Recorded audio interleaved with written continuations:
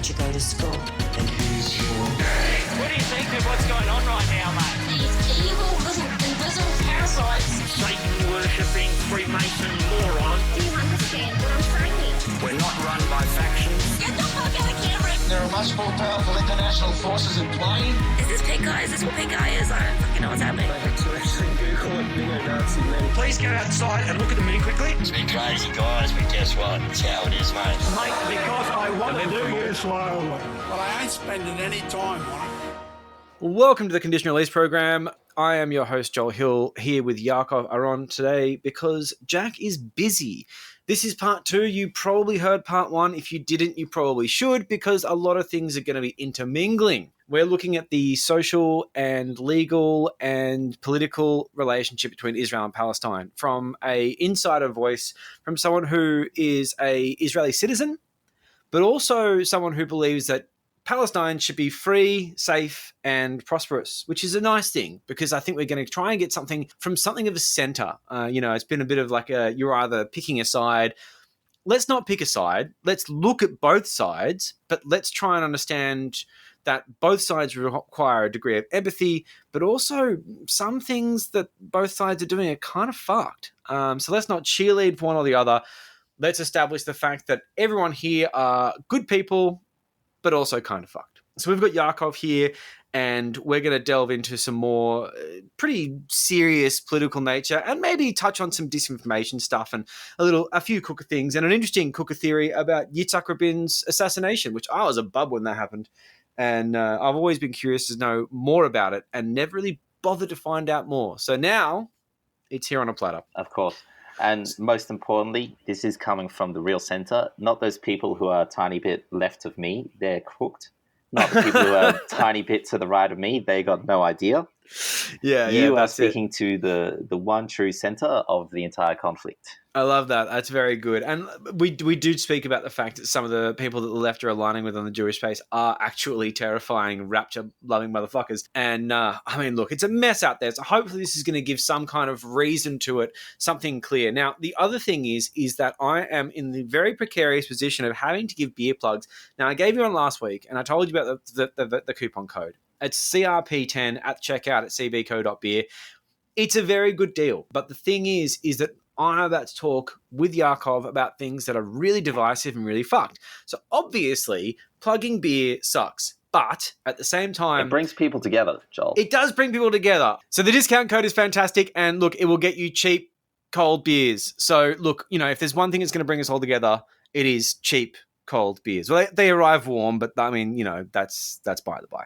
So look, that is the beer plug for this week, but I don't want to lay it on too thick insofar as we are about to walk into some very divisive and unpleasant territory, and we just need to, all be very respectful. Yeah, absolutely. Again, most importantly, you won't find impartiality and lack of bias like this anywhere else. Yep. Yeah, and I think that's what we need. Not like anyone else. Not like anyone else you hear. It's what we need. It's what we need, and I think so. Let's dive straight into it.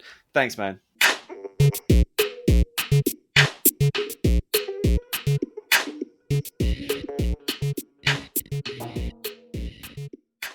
So when you're in Palestine, one thing that was probably a bit of an elephant in the room, maybe a bit of a concern for you, was the fact that you are, and I'm not saying this in any kind of pejorative way, I love you dearly, obviously Jewish.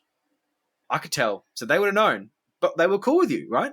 Yeah, listen, I did have to be a bit careful that I wouldn't poke anyone's eye out with my nose, but I generally... Oh, that is so brutal. I generally got along just fine.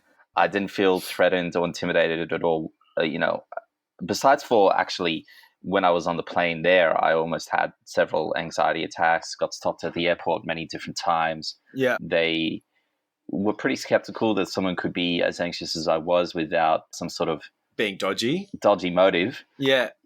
But once I touched down, things were pretty sweet. Yeah. And it was quite a culture shock. It was very surprising. Yeah, it's hard when you see the sort of like the dilapidated state of things and just the general sort of that sort of subjugation you would have heard of in practice. But I've got a parallel to when I went to Pakistan and, I was in the northern areas, the federally administered tribal areas that are all a bit sort of chaotic and mad and very, very religious. And atrocities happen in those places. Like, schools are shot because girls are attending.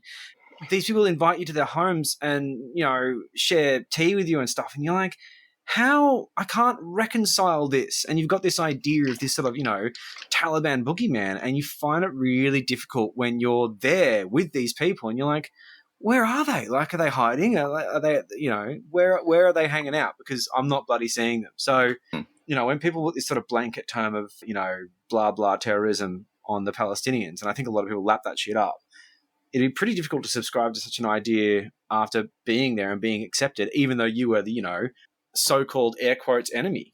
Yeah. Listen, certainly people have made the argument that I was some sort of useful idiot. Yeah. One of the good Jews. But there was also a lot of Jews who said, no matter what it is that you are to them, you are going to return in a body bag. We're maybe going to see you on some sort of TV footage surrounded by some guys in scimitars with a mask on. Yeah. So I had these sorts of voices in my ear. And that would have been quite anxiety-inducing, I'm quite sure. anxiety-inducing. And these were the sorts of voices that I was raised around, that I myself once upon a time. Yeah. And so it took quite a bit to shrug it off. Ultimately, I still came back with all of my fingers, all of my toes. Yes. And I'm pretty thankful for that. It's better or worse. But and like the confronting of that sort of thing is really important, and it gives you a sort of sense of impartiality. The idea that you could possibly be being played for some sort of PR purpose is such a cope. When I was there over in Pakistan, we were with an American. It was a Pakistani journo, American journo, and an Italian journo. And we were being followed by the intelligence services, but the American was making me terrified because he was obviously American. He sounded like an American. He wasn't able to not sound like an American. And they had Death to America spray painted on several walls as we went through several areas. And they were fine. They just did not care. Like, the concept of America, they were pretty upset with. But the American, they weren't like, oh, fuck you. It was great. And I was like, fuck, man, if anyone's going to get beheaded, it's you, bud. So, be my human shield, my beautiful American human shield. But no, there's never a problem. So I think these personal experiences are important, but obviously everyone can't just up and go to Gaza and check the place out. But it's important to exercise a sense of assumed empathy in a vacuum where you don't, you haven't come sort of face to face with it, because it's easy, very, very easy, and something I used to do all the time, which is just to see people as chess pawns. And, if Hamas attacks Israel, then retaliatory strikes are justified. Well, that's not what the 8-year-old with shrapnel going through their heads thinking. And also, as we were just talking in the pre-record, let's not just completely fixate on children. Children are dying, but adults dying sucks as well. Yeah. I wouldn't really want to cop a rifle round to the face just because I was in the wrong place at the wrong time. Absolutely. That'd be a bit shit. You won't mourn me like an 8-year-old, but I still want people to be sad. At least decently sad. At least, yeah. I want a few tears at the funeral. Yeah, but the just civilian casualty rate and the fear that's in everyday people's heads about the other side is really quite indescribable to a person who hasn't experienced it. Yeah. Now, my brother has quite similar views to me, at least one of my brothers. Yep. And he went to Israel last year, and he did. We both like the, approach of psychology of, if you're scared of spiders, throw yourself in a room full of spiders and they'll. So what he did was he did a Palestinian barbershop to give him a shave with a straight razor. Oh, wow. Again, no cuts, very smooth shave, perfectly fine. Very vulnerable. Overcome an anxiety attack. Yep. All for the price of a good shave. Yeah. It's an interesting strategy, but I like it. Yeah, it makes a lot of sense. There's a knife to your throat, and all they did is just take the hair off. That's good. I like it. Yeah. So let's maybe move into some more murky sort of space, because one of the sort of elephants in the room here, and this is something that I've been seeing pushed on some places, especially with parallels to September 11, because of course the Jews were behind September 11, so the Jews were also behind this Hamas attack. I mean, is there even any reason to believe that they could possibly, in any way, shape, or form, have been implicit in allowing the recent attacks to happen? Surely not. I don't buy that at all. No. I mean, the big thing is that there's a massive difference between asking a question and giving an answer when there's no evidence, or when the evidence that's been provided to the public doesn't add up. Yeah. So at the moment, yes, there is a lot of evidence that just doesn't add up. Yeah. There's a lot of questions to be asked. There was clearly a monumental failure on the part of Israeli intelligence and the government there. Yeah. Does that mean that they personally let it happen? I haven't seen any evidence to say that. It's pretty insane. I'm not going to rule out a negative, but I'm still waiting for any evidence to the effect that says, that's what happened.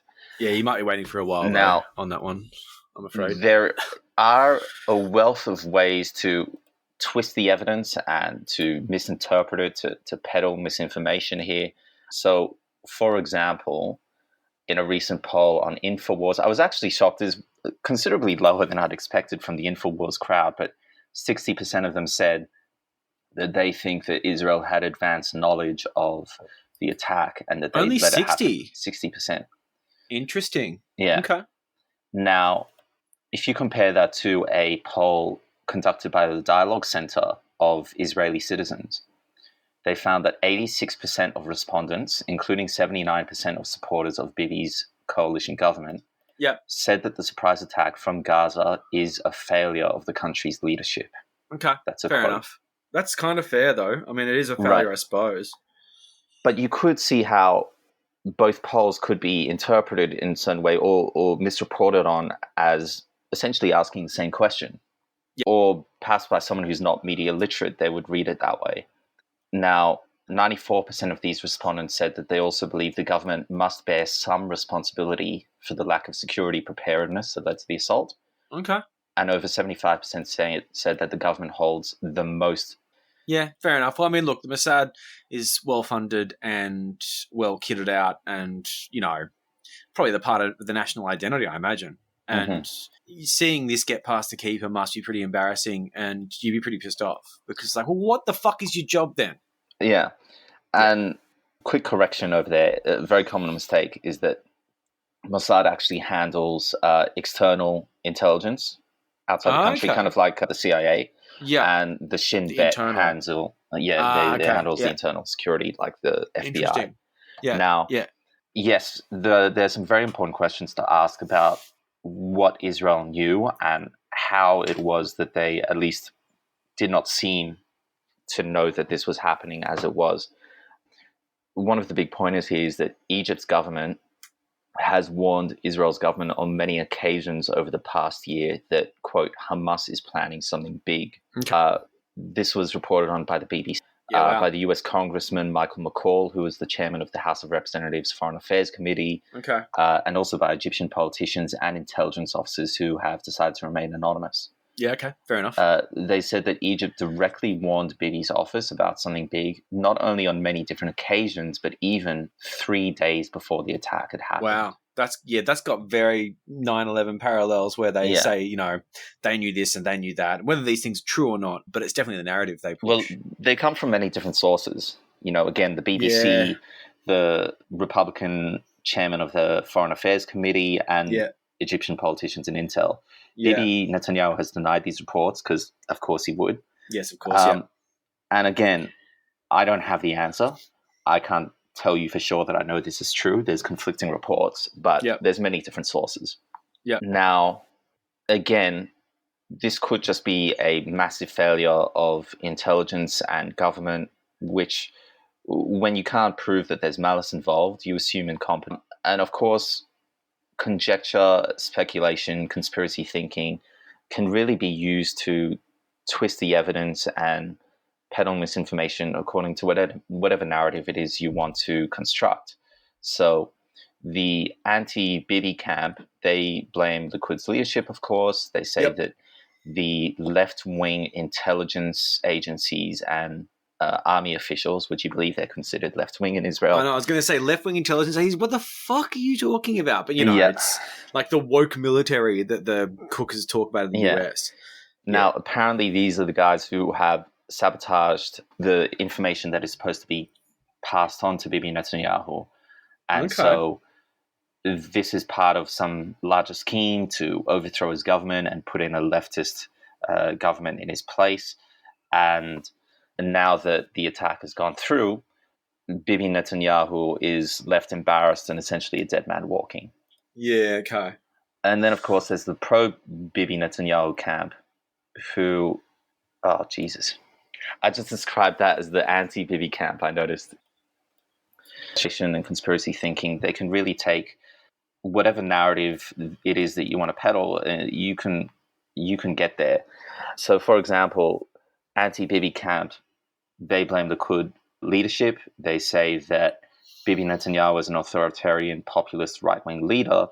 He benefits from war and chaos and a terrorist enemy that he can, really exploit fear against.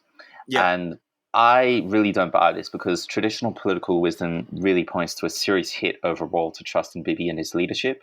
Yeah. As I mentioned previously, 79% of Bibi Netanyahu's own supporters believe that this is a failure of his government and his leadership. Yeah. Those are his own supporters. It's not perfect.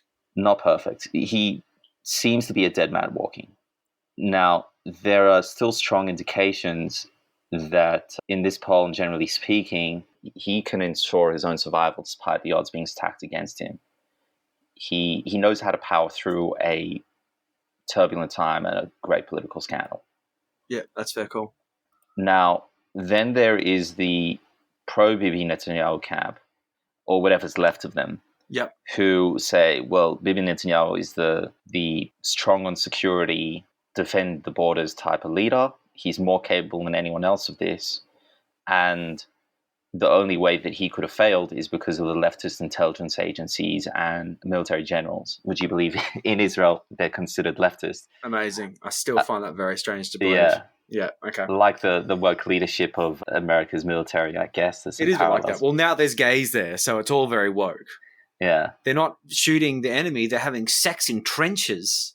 Yeah. It's disgusting. Yeah. Now, the pro-Bibi camp, they say, well, the only way this could have happened is if the leftist agencies in Intel and the military deliberately let it happen by failing to report back to Bibi as a way of sabotaging him. Mm-hmm. And, again, there's no reason to believe that this is true. It just goes to show how conspiracies can take you to whatever narrative it is that you want to advance. Now, one thing that I think is quite valid is Israel's premier left-wing newspaper called Haaretz. They published a short editorial on the 8th of October titled Netanyahu Bears Responsibility for this Israel-Gaza War. It's about 100 words, so I'll just read it out in full. Oh, wow. Okay, that's short. Short and concise. The disaster that befell Israel on the holiday of Simchat Torah is the clear responsibility of one person, Bibi Netanyahu, the Prime Minister who has prided himself on his vast political experience and irreplaceable wisdom in security matters, completely failed to identify the dangers he was consciously leading Israel into when establishing a government of annexation and dispossession. When appointing Bezalel Smotrich and Itamar Ben-Gvir to key positions, while embracing a foreign policy that openly ignored the existence and rights of Palestinians. Yeah, so Ben-Gvir, just for those who have not remembered, that's the guy with the picture of the terrorist stabbing, shot the people in the mosque. Yeah. Yeah. And, I actually have a very interesting story about when I visited Palestine. Okay. I visited that same mosque where the terrorist attack had happened. Oh, wow. To me, this is a story that, more than anything else, really showed in front of my own eyes just the absolute inequality between Palestinian citizens living under the military occupation and the Israeli soldiers. Yep. So it's a mosque, of course, no shoes allowed. We come in, me and a study tour group, we have a guide. The people in the mosque are told to keep it down. They're quite quiet. The people praying next door in the synagogue are quite noisy. Now, we are wandering around, and Israeli soldiers decide to come in because they have a whole group of new recruits, and they want to show them on the inside of the mosque. They're all wearing military boots, and they refuse to take their boots off. The, manager, coordinator of the mosque, he has a very loud argument with the soldiers, and he doesn't want to let them in, but of course they're soldiers. They are going to go in when they want to. Yep. So he starts to lay down smaller rugs on top of the built-in rugs of the mosque for them to walk a kind of trail through, so that they don't trample on the mosque's floor. I'm guessing with their combat shoes on. boots. Yeah. Yeah. Yeah, that's pretty And sad. They continue walking wherever they want after the rugs have been put down. This is no respect. There was no real purpose for this walkthrough other than to show new recruits around town. There was no military threat. There was no security threat. There was nothing special happening that day. In my eyes, it was a flex of power and authority for its own sake. Yeah, and that's shit. It's just, Yeah. it does symbolize the sort of, just the status quo.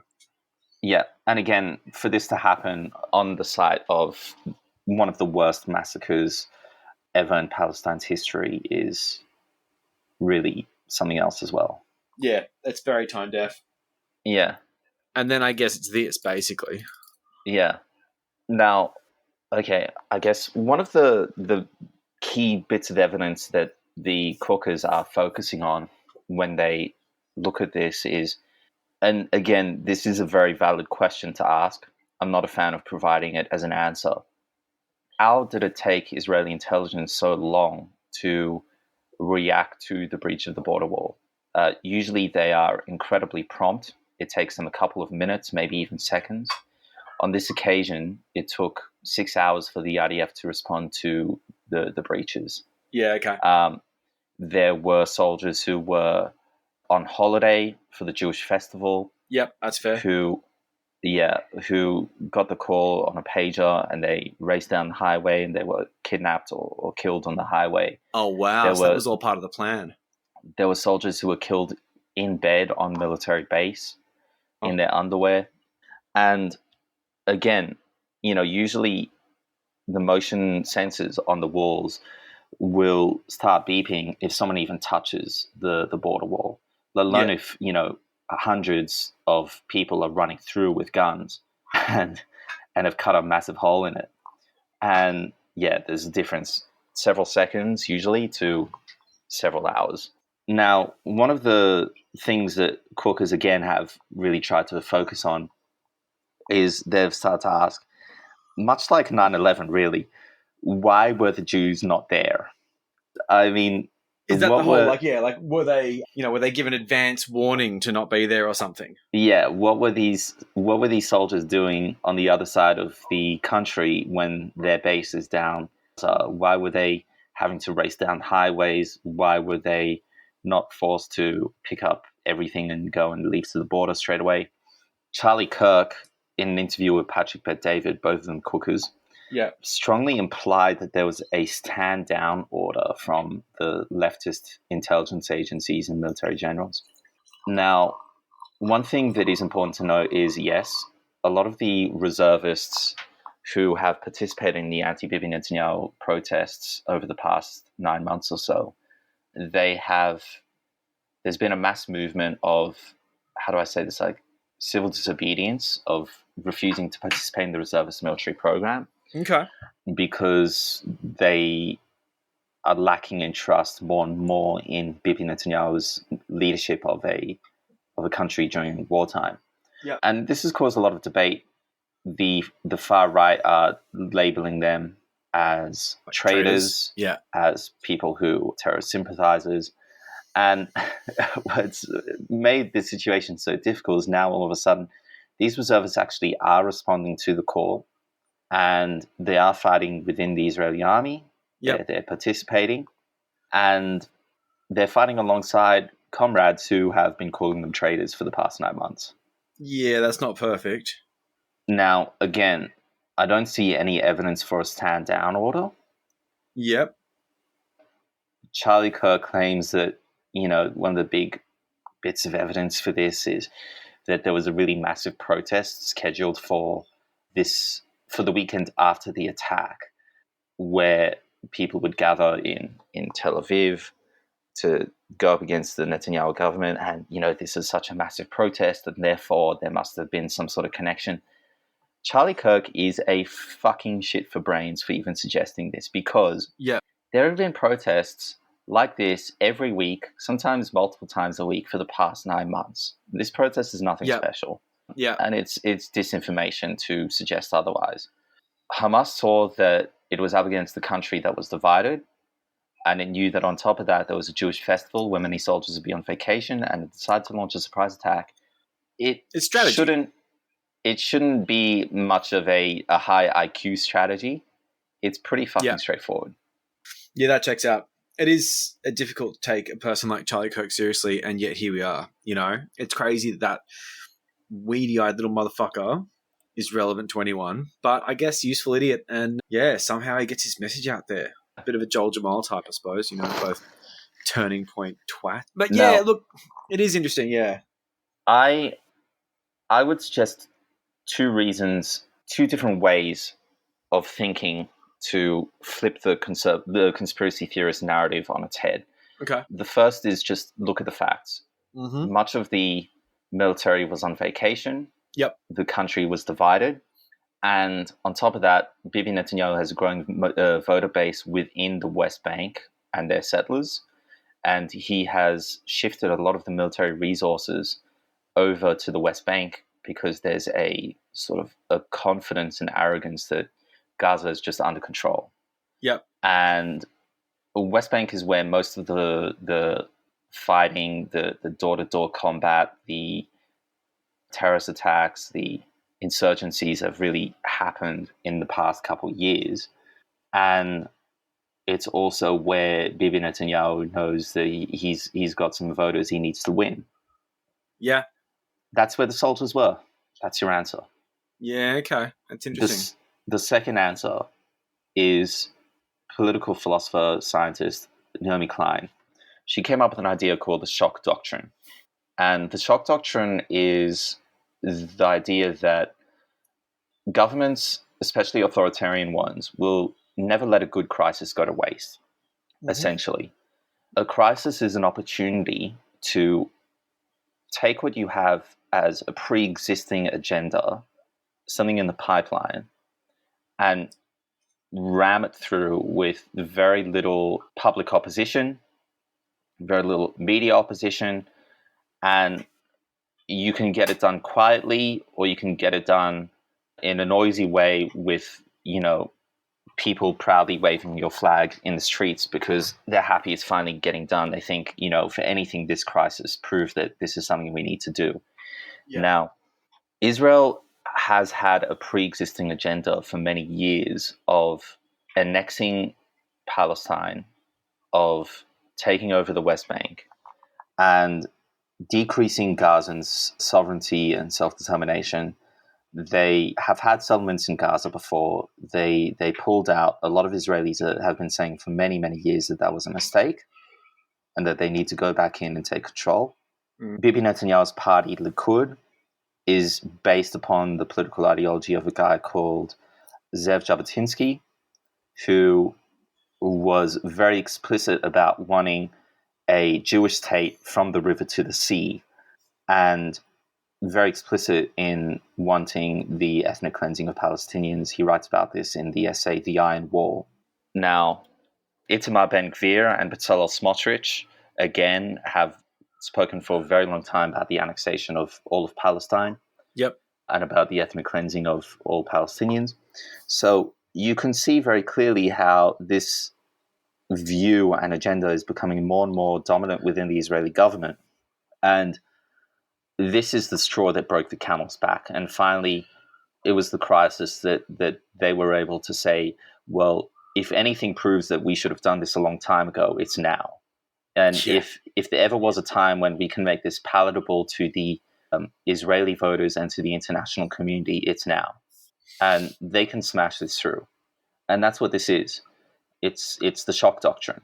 Yeah. We saw governments exploit crises like this throughout COVID, throughout Hurricane Katrina, throughout all sorts of natural disasters, throughout all sorts of wars. And now we're seeing it in Israel. Checks out. So what are the wider implications of this? So we do look at this on a bit of an Israel-Palestine sort of basis, but the geopolitics doesn't really stop in the sort of that area. There are wider implications there. There are powers like Russia, Iran. These sort of names are thrown around. We tend to see the Western influence and the general thing of Biden cheerleading for the Israelis, which it's okay. It's fine for the US to be pro-Israel, but hasn't really given much regard to the Palestinians from what I can see. Aside from that, they do have comrades, but they have comrades in some pretty unpleasant places, like Iran. Very shitty people run Iran, and they're in that sort of axis of alliance with the Palestinians. The Russians are a funny bunch, but they tend to be pro-Palestine. And India, I think, is there as well. What's going on with the wider geopolitical story on this? Yeah, so in many ways it is possible to simplify it or reduce it if you're lazy to East versus West, or, Yep. Judeo-Christian world versus the Arabs. I think that it's much more complicated than that. Well, the Russians aren't exactly lodged in there, but one thing that is interesting is that, the Russians aren't without a Jewish influence. They're quite a religious sort of country, and there are Russian Israelis. Yeah, I mean, the Ukrainian-Russian conflict really was quite interesting to look at from an Israeli perspective. There was a lot of political football happening over which side has more Nazis sitting amongst them. Yeah. A lot of noise made both by people who claim to love Jews or people who hate Jews about Zelensky's Jewish heritage.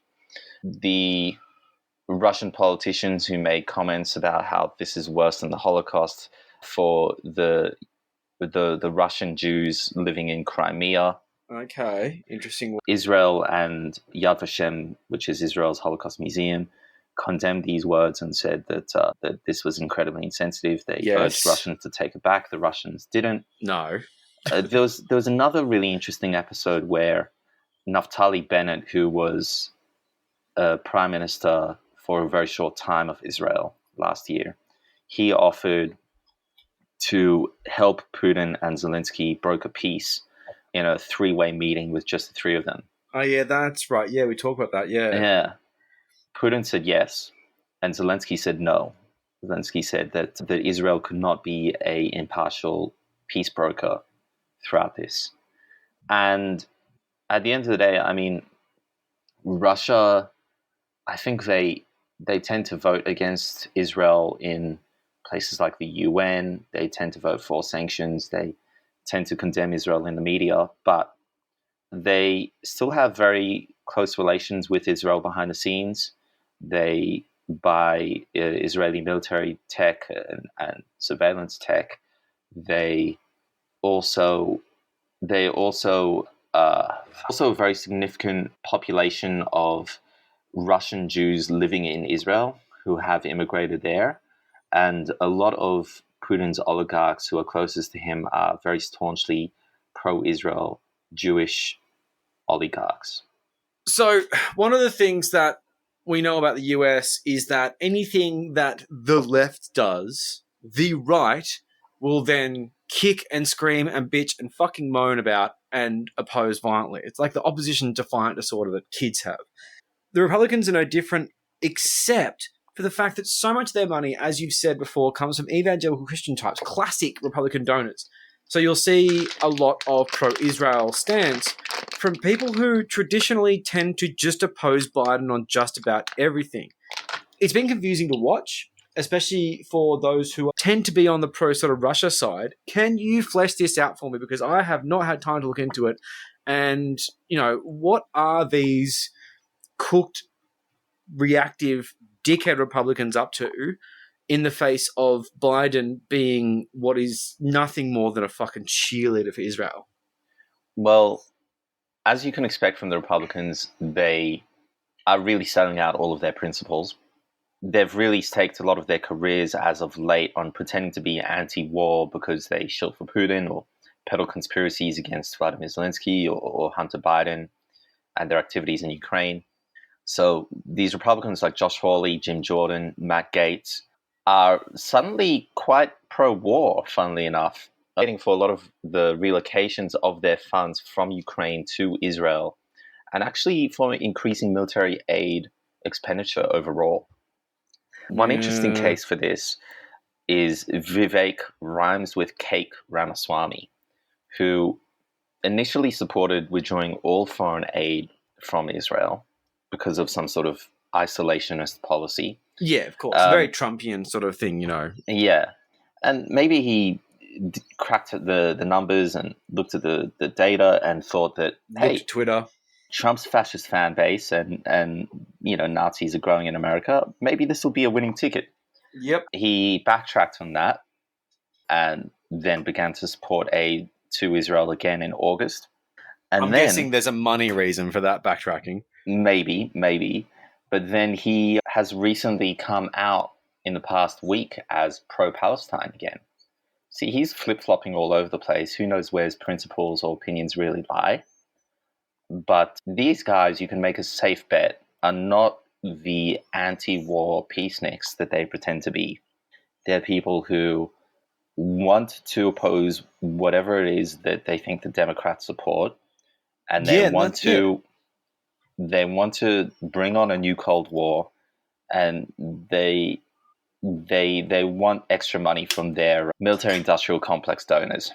Yeah, fair enough. I always thought they want more of a unique selling point to get their $20 donors from their cooked fucking supporters.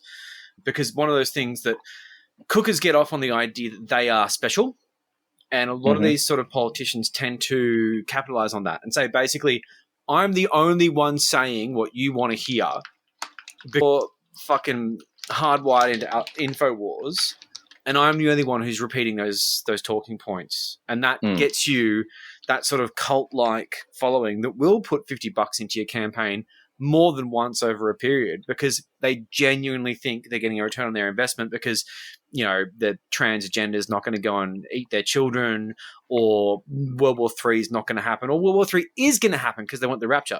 But either way, this is the kind of really good way to get, sort of a general sort of base to support you.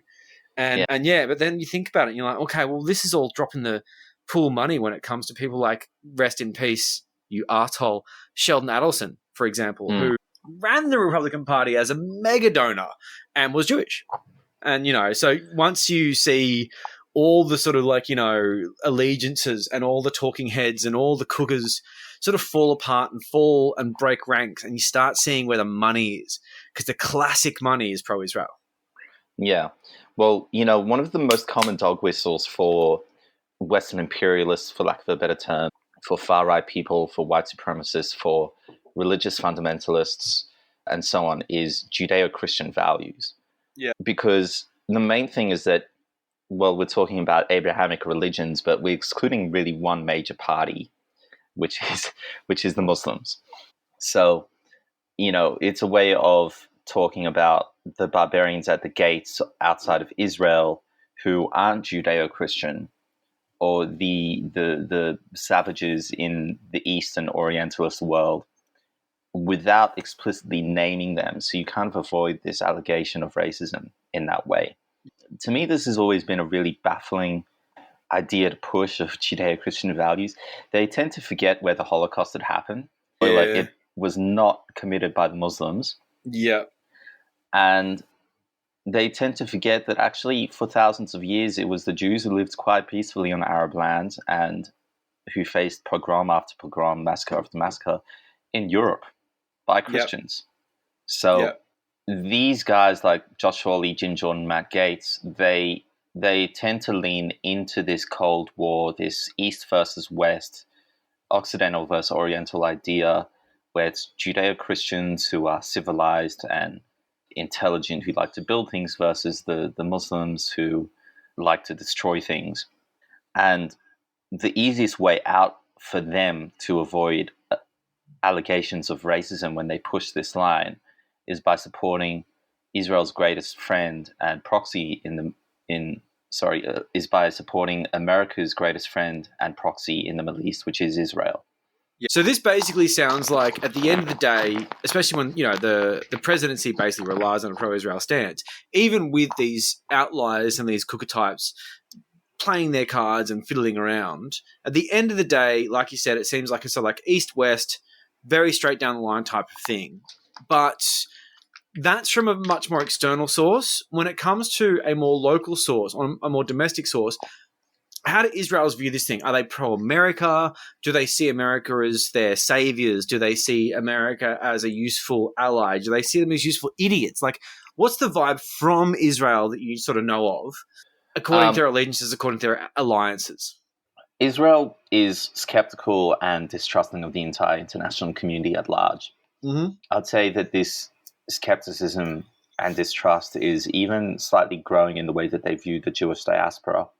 Okay. They have, I mean, whenever you look at studies of intergenerational trauma, who it suffers from it and what its effects are, you're talking about studies on Jewish people. Yeah. So these guys, they live in perpetual fear of another Holocaust happening, of being overran by terrorists and by their enemies. And they are very aware that this can happen anytime, any place, in theory, at least. Yep. And they would certainly argue that, well, it's a lot more than just theory. It's a very real reality. And that even in places like Israel domestically, the Palestinians, if they were given the right of return, if they were given voting rights, they would form a majority. Yeah, okay. Yeah. In America, it's supposedly the land of the free and the brave. Yep. Lots of people living down by the river. Lots of people speaking their minds. You could say the same about the Weimar Republic in Germany in 19... Yeah, okay. And so there's this anxiety that the room can change within a decade. And you don't want to put all your eggs in one basket just in case that happens. Yeah. Okay. Yeah, so Israel will trust America insofar as it sees an immediate opportunity for their own benefit. And they'll do the same for Russia, for China, for India, for any other country you can name of. Because in their minds, every single country around the world is analogous to Weimar Republic in 1920s at best. Yeah, okay. Yeah, it's a lack of sort of stability and trust in the whole thing. That's fair enough, yeah. So with Russia on the tongue, let's just divert off onto a bit of a tangent here, because one thing that's interesting is Russian Jews with the right of return have been, apparently, according to a phone call I had with Jack, they've been given the arse out of Russia and basically said, all right, mate, well, you got citizenship in Israel. Why don't you fuck off there? Because you're a bit of a nutcase. We don't really want you here. Now, these are, paraphrased and quite informal, but the idea of cooked Russian Jews turning up in Israel with the right of return and just sort of hanging out there, I can't imagine that is a recipe for a good situation. Did things just go badly as a result? Do you know much about this one? Yeah, the thing to understand with Israel is that it is a very international population with a lot of very fresh immigrants from all sorts of parts of the world. Because of the right to return, I'm guessing. Because of the right return. And I would also argue because it's a settler colonial state. I mean, obviously, Israel is not in many ways analogous to ISIS, but one interesting thing was ISIS actually released a brochure where they bragged about how they were the most multicultural nation in the world. That's very funny. And they were advertising for their own tourism. And I mean, they may very well have made a point when you have such a new country that is settler colonial and full of new immigrants. I mean, you're really going to get all sorts of people who are some from Africa, some from the Balkans, some from Russia, Australia, and so on. And Israel is similar in that sense. Now, Russian people generally, towards the end of the Soviet Union, they had quite an assimilated section of Jews who weren't very religious anymore, had maybe 25% Jewish DNA, weren't really connected to that ancestry. And they qualified for the right of return when things started to go south after the collapse of the Soviet Union. They qualified for the right of return in Israel. Now, Israel's definition of who was a Jew influenced who qualifies for right of return, and their definition of a Jew was literally copy-pasted from the Nazis' definition under the Nuremberg laws. Oh, interesting. Their idea was, well, listen, if the Nazis might try and get you, then we'll come and save you. It was good enough for the Nazis. It's good enough for us. Yeah. No, that's it's. I get it. I get it. Right. Like, if you were in the crosshairs, then you're probably Jewish enough. Oh, yeah. Now, unfortunately, this ran into some really massive issues because I don't exactly have the data on how much of a problem this was, how prevalent it was, but certainly there were some Russians who had no real connection or desire to be Jewish or to be someone who partakes in the state of Israel. Yep. Who are simply looking for better economic conditions elsewhere. Yeah, just get the fuck out of there. Yeah, that's fair. Yeah. And Israel's immigration policy was far too lax for some if they had the right bloodlines and far too strict for others if they had the wrong bloodlines. Now, one really interesting case of this is a guy called Eric Bonai, who had a grandparent who was Jewish, and he was not a very nice Jewish boy. Okay. He became the ringleader of a neo-Nazi gang called Patrol 36 in Tel Aviv. And Interesting. to this day, he was busted with, I believe it was the largest amount of bombs ever found on a person living in Israel. Oof. That seems like a high prize too. Yeah. You think, it's suddenly a record to break. Almost well done. I'm not Now- even angry. I'm impressed. Yeah, Eric Bonner, he called himself Eli the Nazi. Cool. And he said in interviews to the police afterwards, he said, "My grandfather was a half Jew boy. I will not have children so that this trash will not be born with even a tiny % of Jew boy blood." Wow. So there's a fair bit of self-loathing there. And he returned under Israel's right of return immigration policy. It was very easy for him. And there's a significant number of Russian Jews in Israel who, some of them really, do partake in nation building and in Jewish culture, life, and religion in the state. But then there was also a significant section of the far right who said, what the fuck are we doing letting in these immigrants who aren't really one of us into our country? Yep. Most of the Russian Jews tended to be quite conservative, quite right-wing anyways. There's that tendency of people who leave Soviet states where they tend to blame anything that's wrong in the country on the leftism and tend to think that anyone who supports any sort of tax rates is a communist.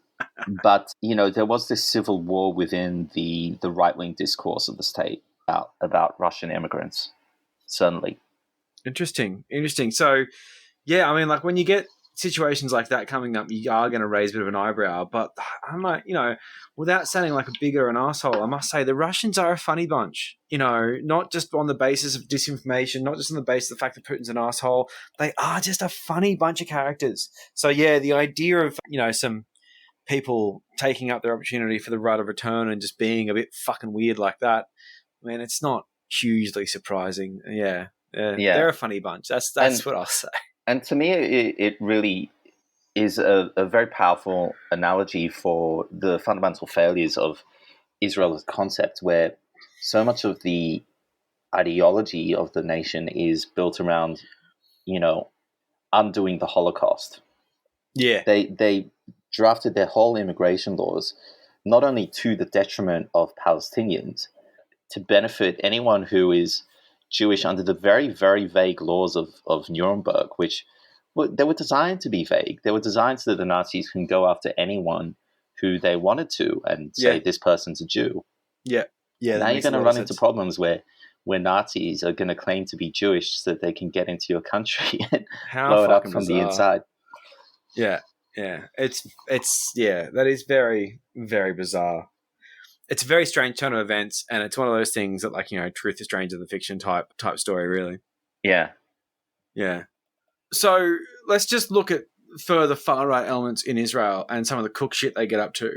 Is there one of those things that sort of stands out as to just a fucking weird thing that far-right people in Israel have done, other than just, being Nazis and trying to blow people up, because that makes total sense? Yeah. Well, to me, one of the real significant issues that cookers latch onto, and actually the far left too in Israel, is the Yitzhak Rabin assassination. A lot of claims going around that it's an inside job. The left, of course, saying that was because they the government and state did not want to give away Palestinian sovereignty, and the far right saying that was because they knew that giving the Palestinian sovereignty would in fact only make the issue worse, and that Rabin wasn't listening to the intelligence, and so then therefore they had to take him out. Again, this assassination conspiracy theory is a lot more popular within the far right, but certainly not limited to them. There's a lot of bullshit being peddled, of course, like any conspiracy theory. Yep. And actually, full disclaimer, this was the beginning of me being pilled on conspiracies. I mean, after this, it led to 9/11 and Oh, really? moon landing conspiracies. Oh, wow, you got and pilled. I got pilled very hard, and it was actually my dad who pilled me on this one. So this one is quite common among the Israeli conservatives. It holds a special place in my own heart. So yeah, this is a conspiracy theory which is a little bit close to my heart. It's the first one that I was pilled on. Now, let's begin with some context on Yitzhak Rabin. He was a Israeli prime minister in the 90s. Yep. Who was a general for many years and then went on to be this peacenik. Okay. Yeah, peacenik who wanted to solve the war. Well, war And is he- kind of shit, so, you know. He signed and drafted the Oslo Accords together with Yasser Arafat. And what the Yasser Arafat did was that it established the Palestinian Authority and made promises of bilaterally moving towards more sovereignty for the Palestinians, more self-determination, more statehood. And this included withdrawing settlers and settlements, didn't it? That was a decade later with Ariel Sharon. Ah, interesting. So that was Sharon. Interesting. There used to be settlers inside Gaza, and Ariel Sharon withdrew those. Okay, so and there Rabin were was also- more just giving legitimacy to the Palestinians as There- like a Yeah, there were also threats against Ariel Sharon's life, including by Yigal Amir's co-conspirators. Yigal Amir was the man who was actually carried out the shooting of Yitzhak Rabin. Interesting. And Wow. his co-conspirators from jail continued to make threats against Ariel Sharon a year You'd later. believe them. You would believe well, them. They do have the say resume. credible threats, they like Yeah. to call them. Fuck that. Now, Yigal Amir, he was a far-right, politically active man who attended a rally several months before, organized by the man who was then the opposition leader in Israel, Bibi Netanyahu. This man's been around a very long time. Been around for so long. That's like 30 years ago. Yeah. And Bibi held a mock funeral at one of the protests, attended by Amir, held a mock funeral for Rabin where he carried a fake coffin through the rally. Wow. Just like, oh yeah, you got threats on your life, but here, we find that funny. Yeah. There were other rallies which were organized which depicted Rabin dressed up in a Nazi SS uniform. Okay. Or, placards with Rabin's head in the crosshairs of a gun. Nice. These are rallies organized by Likud. Yeah, wow. There the were- moderate party of all things. Yeah, there were protesters comparing Yitzhak Rabin's Labour Party to the Nazis, Cool. Rabin to Adolf Hitler. Nice. There were chants of Rabin is a murderer, Rabin is a traitor. Nice. And the chief of internal security inside Israel, Karmi Gilon, also alerted Netanyahu to a plot on Rabin's life and asked him to moderate the protests' rhetoric. And Netanyahu said, fuck that, I'm going to keep on doing this. Yeah. Yeah, but that's the thing. Like, you can say, "Oh, I've got no intention to incite violence." That's what fucking cookers do. They go around saying, "Hang down Andrews," and then when they're interviewed, they say, "Oh, look, we're just peaceful people, mate. We're just everyday people. We're just peaceful." On Facebook, you tell people to hang down Andrews, and then you go out and you're surprised that someone brings in a noose. I mean, come on. Yes.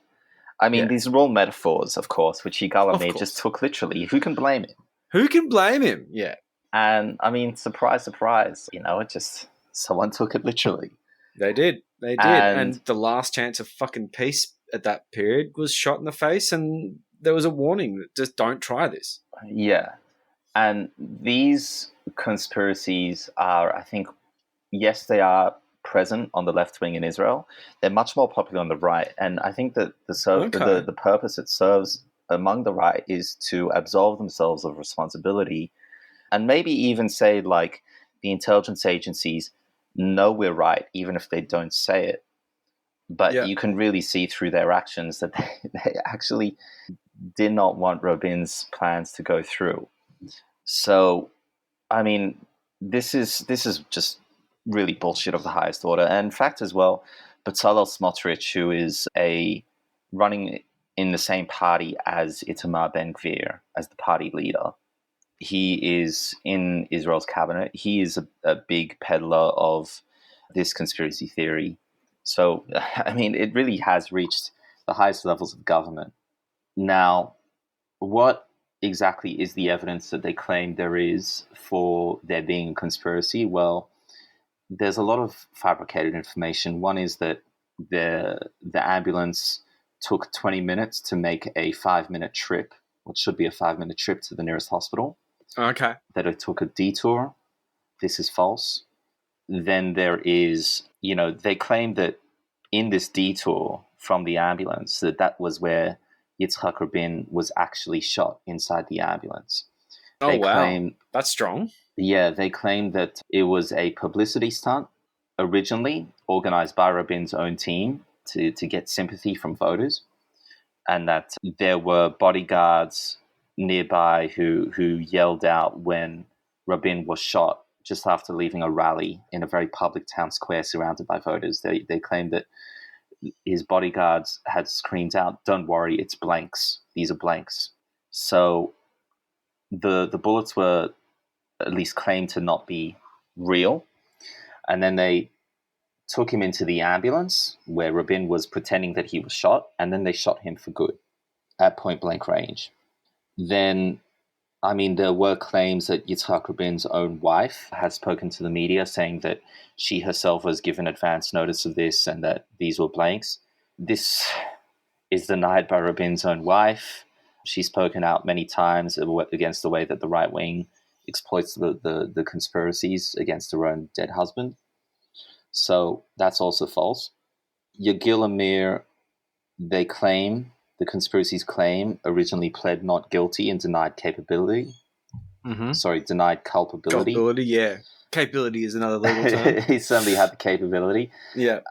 And again, this is false. He pled guilty the entire time. He was actually quite proud of it.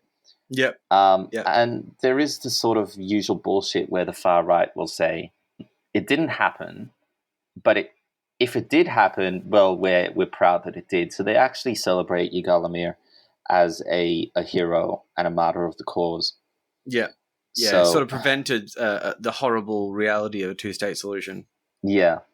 And there is a quote going around where Amir allegedly said, I haven't fact-checked this one, that he said to the media that if he had said everything that he knows of the inside of the state of Israel, then the state will collapse.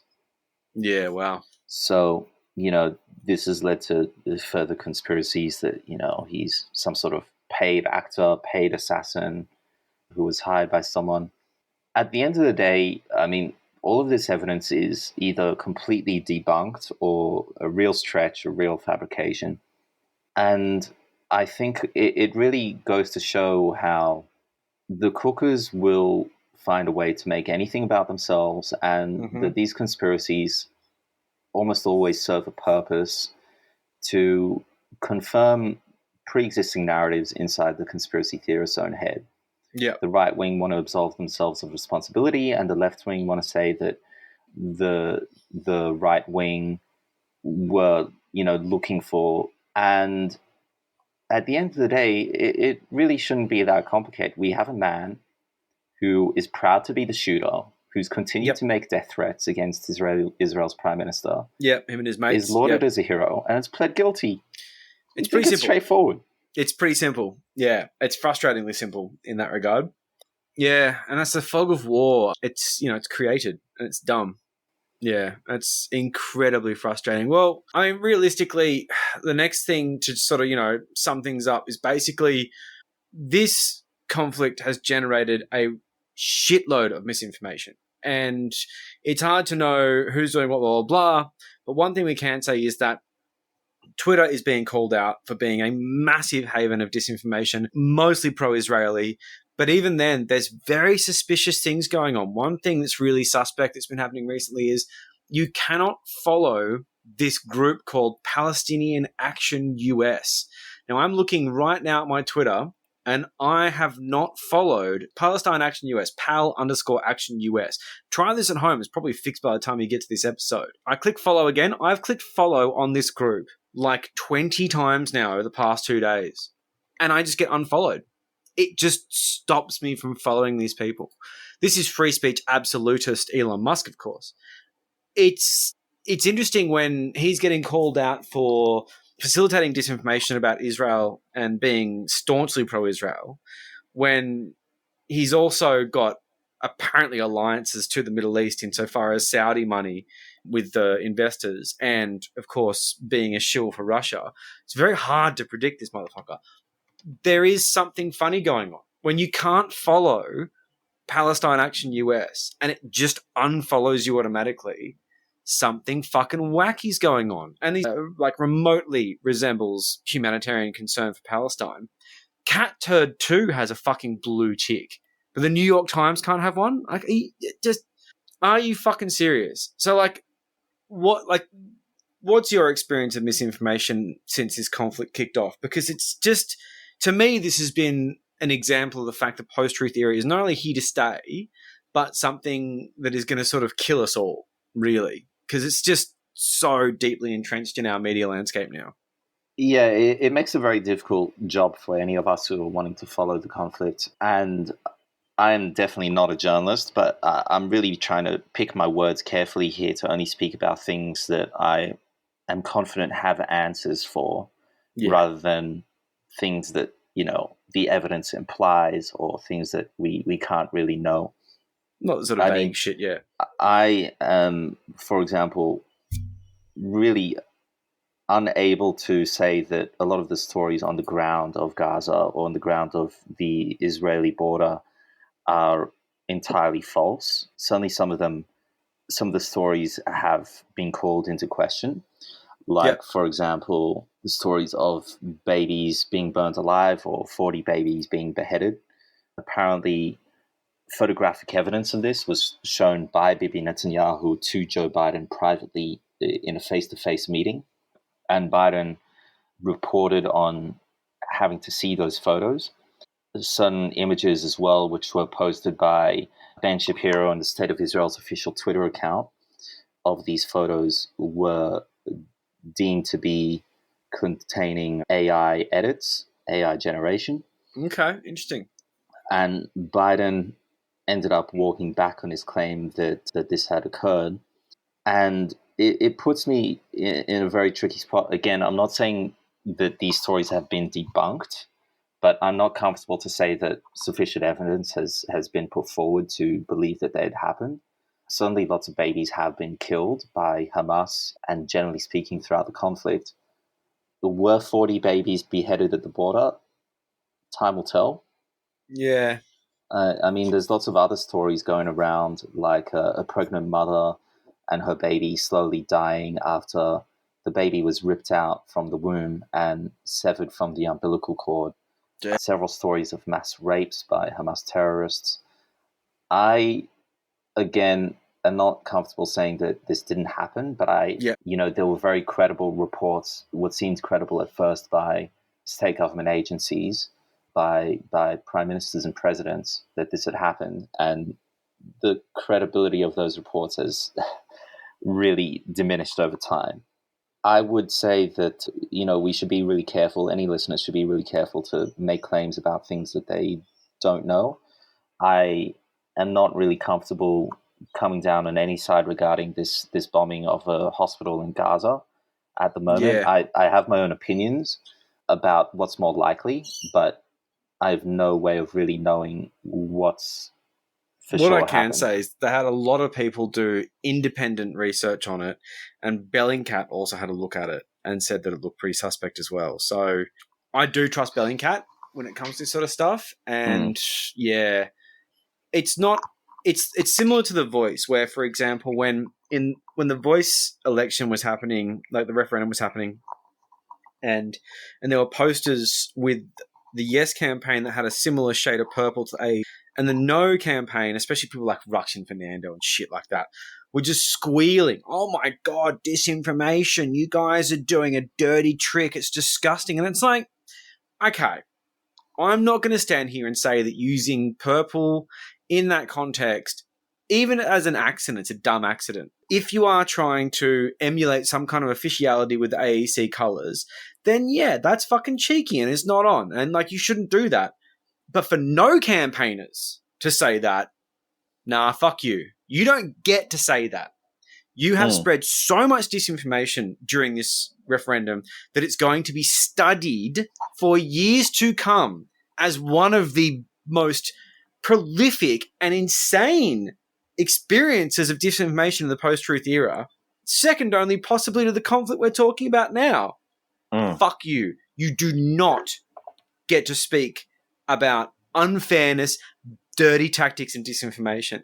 So when it comes to this sort of situation here and this sort of outrage about the hospital claim, I'm not going to stand there and say that if Hamas did come out and misfire a rocket or even blew up a car park in order to get some kind of fucked up brownie points on the international stage, I'm not going to cheerlead for it.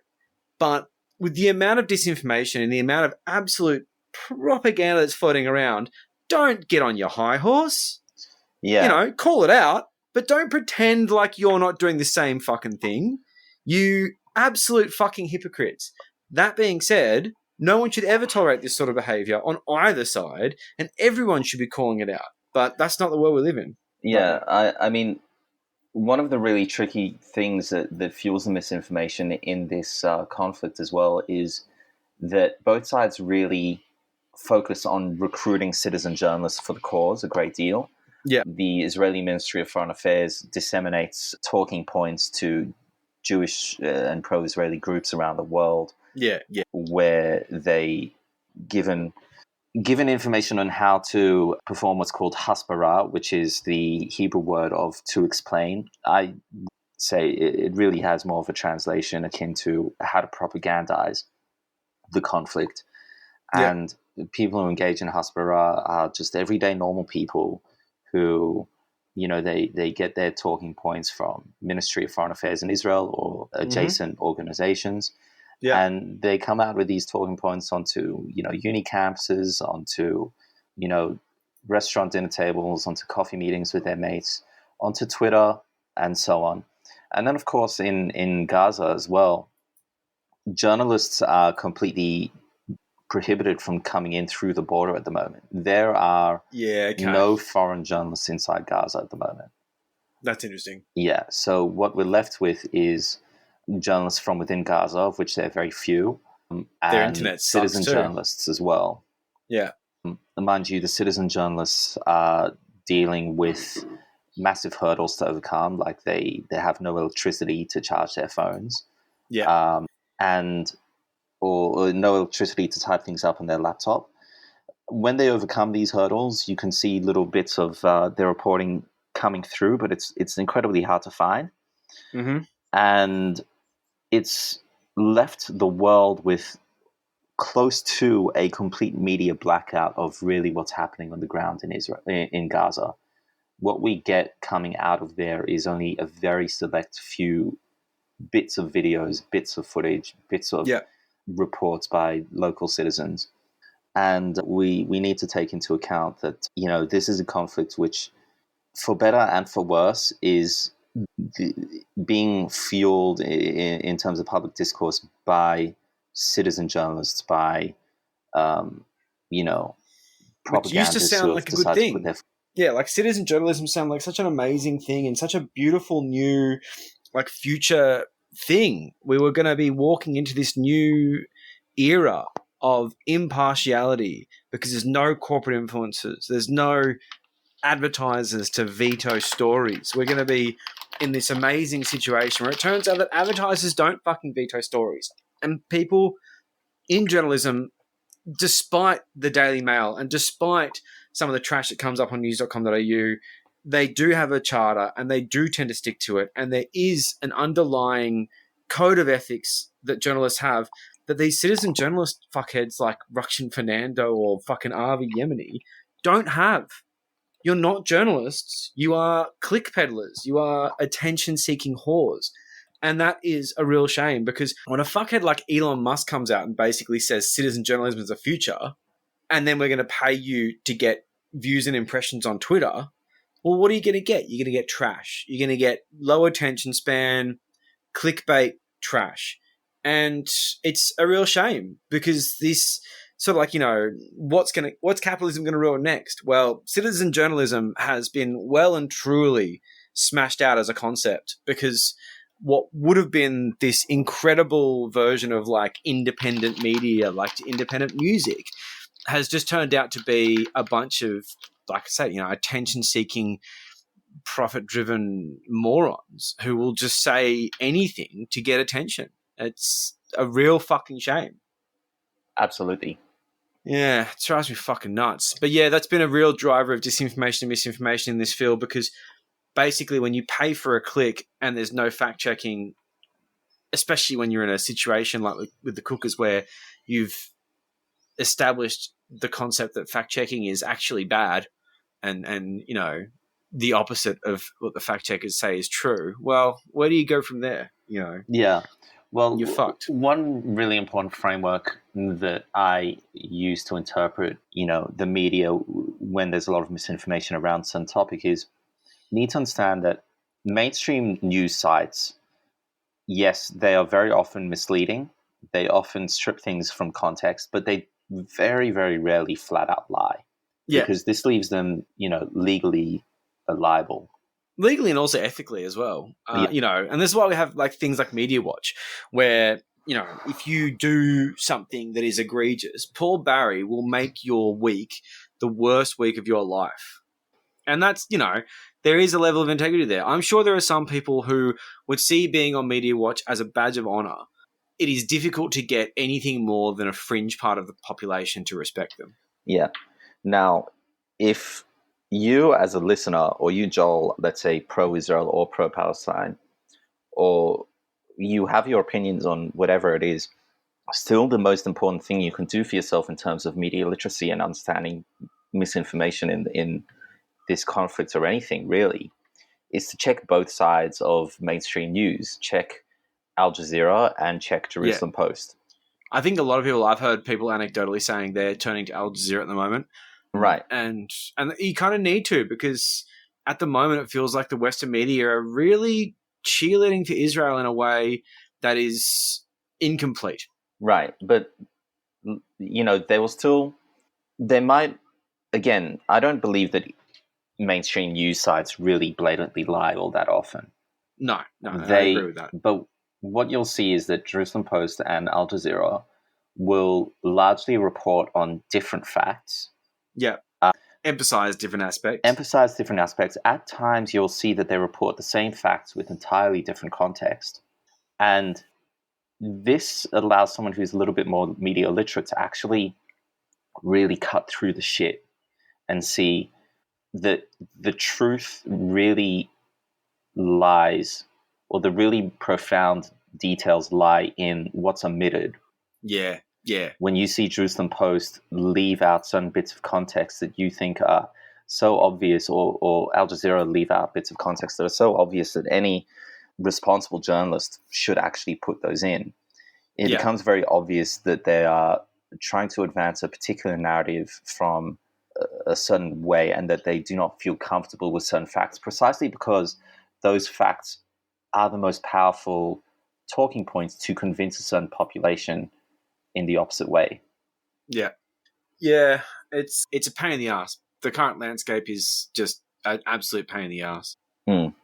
So basically, this conflict is going to kill a lot of civilians on both sides, mostly Palestinians from here on in, because of the nature of the power imbalance. We've got a excellent understanding now of the historical impact that the, sort of, to put it loosely, apartheid state and general two-state solution, which has been basically just two states of living, one living reasonably comfortably in a liberal society and the other living under military rule in a place with limited resources. That's shitty. And I think with the way in which the West has come out, guns blazing, no pun intended, for Israel, they have really ironed over the fact that Palestinians are people who have been just constantly kicked in the nuts and are about to experience a horrible situation that's being enabled by those who generally tend to give us our, sort of social moral cues, like,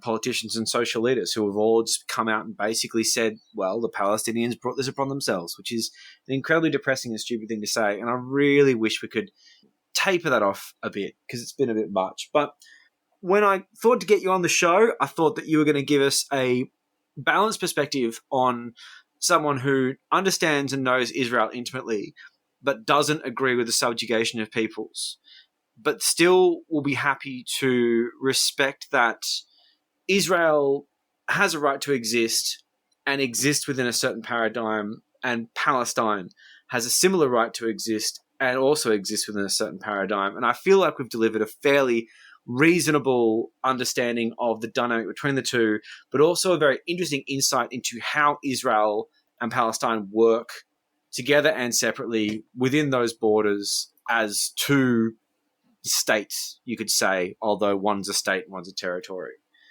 So it's been an interesting chat. I've learned a lot from this, and while it's been a long journey over the two parts, it's been fascinating, and I think I'm going to come out of this knowing more, because when I saw the Israel-Palestine thing blow up thinking we needed to cover it, I don't know shit about this, not in a meaningful way, and I don't have enough hours in the year to find out. So thank you very much for filling in that gap, because you really did bring a lot of wisdom to the table, which I could very much just not have done. It just would have been impossible. Yeah.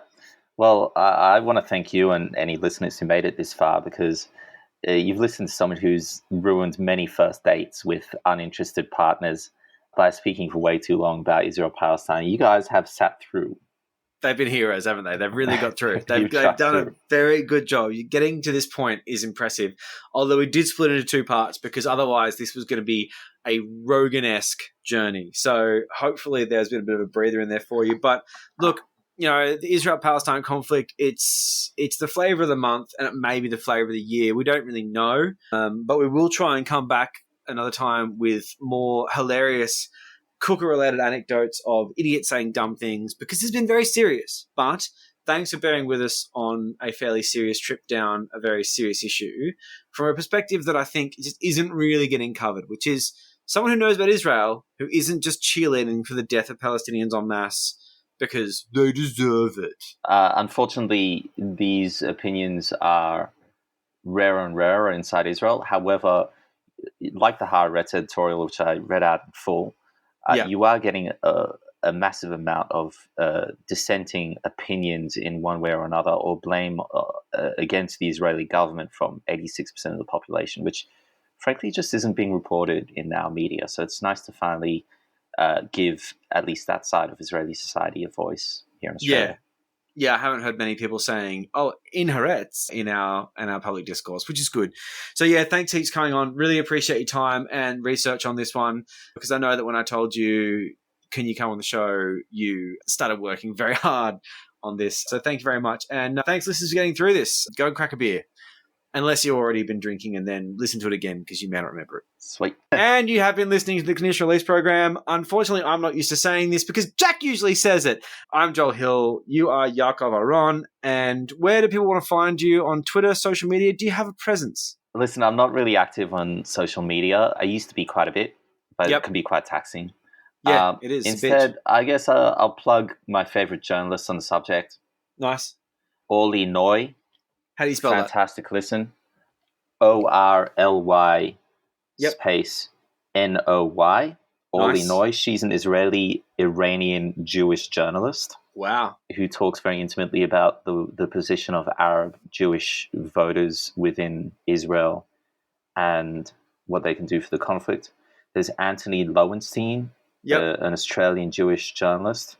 Fantastic. Randa Abdel Fattah, another Australian Palestinian journalist and lawyer and academic. Mm-hmm. And, of course, the timeless works of Noam Chomsky. Yes. Yeah, going back in the vault on that one. Yeah. God, he's getting old. He's getting very old. Well, thanks so much for coming on.